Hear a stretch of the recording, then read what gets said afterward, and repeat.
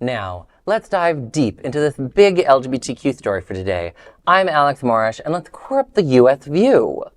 HRC honors LGBTQ journalists for defying silence. In a bold response to growing threats against journalism, especially LGBTQ journalists, the Human Rights Campaign is stepping up with recognition on April 24 during the White House Correspondents Dinner week in Washington, D.C. HRC will present its first ever Guardians of Truth Journalism Awards. The awards celebrate reporters who haven't just informed the public, but defended queer lives in an era of rising political hostility. The three inaugural honorees are Axios tech journalist Ina Fried, Queer Daily News founder Nico Lang, and MSNBC anchor Jonathan Capehart. Fried will receive the Torch of Progress Award, honoring her courage in covering major national stories as an out trans journalist. Lang, whose book American Teenager chronicles 8 trans and non-binary youth, is being honored with the Narrative Impact Award, and Capehart, a Pulitzer Prize-winning journalist and trailblazer in cable news, will receive the Beacon of Courage Award. HRC President Kelley Robinson said, "These awards are about pushing back and showing up. And for community under fire, that recognition makes them matters more than ever." You know, I first want to personally say, I've met Ina Fried, congratulations, you've been a great journalist. She's an institution at Axios, quite frankly. Nico Lang, I've just been following his work for years and years and years. Jonathan Capehart, I'm disappointed that he hasn't left the Washington Post after Eugene Robinson did the morally courageous thing. And that's sort of where I'm about to go with HRC. It's on the one hand, it's kind of nice for you to honor journalists. I'm a little surprised with Capehart in the pick due to him being connected to Jeff Bezos still.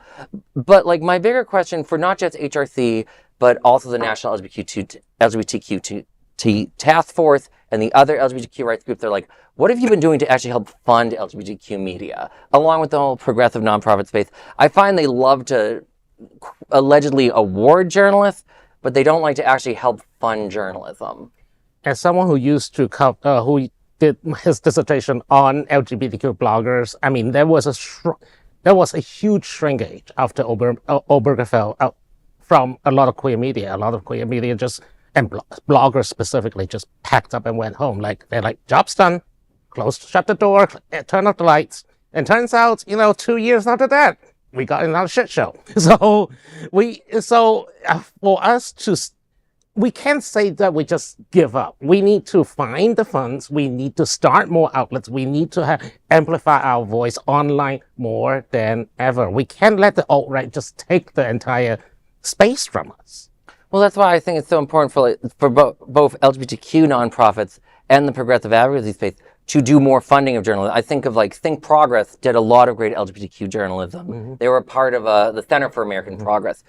The CAP decided to stop paying for it. The task force at one time had a Creating Change magazine. It wasn't a proper media outlet, but they could fund something like that. I'd love to see that.